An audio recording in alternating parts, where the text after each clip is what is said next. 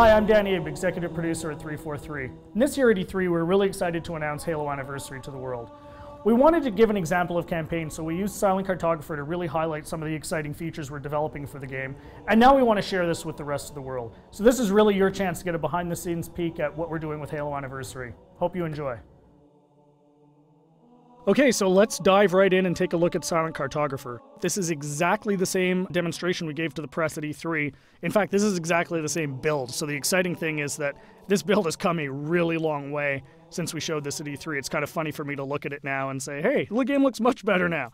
So the first thing you're going to see immediately on the fly-in is the graphical upgrade. I mean, the game looks fantastic. We spent a lot of time really lovingly bringing this into the current generation and, working very hard to make sure that this looks like a current generation title, something everyone can look at and just say, wow, this game looks fantastic. But the big test is really, how does it feel? So let's take a look. So we're going to charge the beach here. First thing you're going to get a taste of when you pick up this game and start playing is that this plays exactly like the original. That was a core development principle for us, is this game needed to play exactly the way it did 10 years ago. I mean, this is the game that launched a generation of shooters, so we had to make sure that that feeling was identical to that experience that everybody remembered 10 years ago, because this is really a gift to the fans. This is a way to relive the experience of playing Halo 1 for the first time, so we really wanted to make sure it was identical. And the way we did that was actually a fun technical trick. We're actually running portions of two engines at the same time.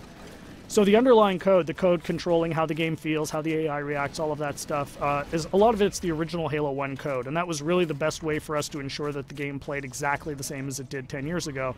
But on top of that, we've layered a new graphics engine that allows us to, make the game look fantastic and look like a current generation title. So it's really a great mix of the two. So at the end of the day, your Halo fan gets a game that plays exactly like they remember, but looks like a current generation title. We get some other benefits from this as well. As I said earlier, and I say this all the time, the primary goal for this game is to make sure Halo fans can relive the experience of what it was like to play 10 years ago. And one of the big tools we have in our box to do that is Classic Mode. So what's Classic Mode? At the touch of a button, you can swap back and see how the game looked 10 years ago. So here it is. This is, Halo 1 10 years ago. And it's really a magical feature for Halo fans, because this just lets you go back in time and see exactly how this game looked 10 years ago. But the fun part is you can come back at any time. So Classic Mode gives you the ability to go back and forth whenever you want at the campaign. So one of the things that's fun to do is get out to a spot like this that, just looks beautiful. You've got the water, the sun reflecting over it, the Halo ring in the background, and say, hey, what did this look like 10 years ago? Touch a button, and there it is, right? I mean, it's really, really, really a lot of fun to go back and forth between the two modes. And this is something I personally get the most excited about. And I think, the fans are really going to love it too. This was definitely a big win at E3.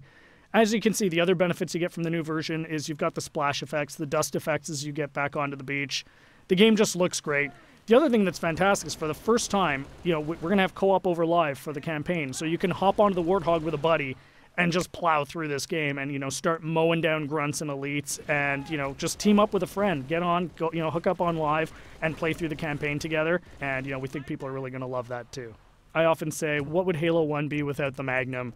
And, of course, the Magnum's back. Everyone remembers that fantastically overpowered pistol that just enabled you to walk through and just mow through hordes of enemies. Tremendous amount of fun. So, we're excited to bring that back as well.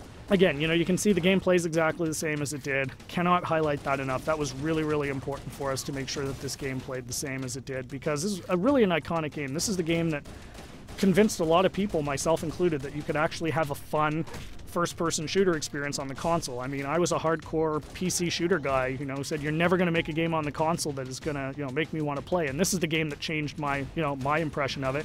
And it's the same for millions of Halo fans. And those fans, that's who this game is for. This game is really a labor of love for us here at 343, and we're really excited to be able to present it to you. So there's your sneak peek of Silent Cartographer. Really just the tip of the iceberg. We've got a lot more features we're going to announce as we get closer to launch. Come to Halo Fest at the end of August and see the whole game in action. See you then.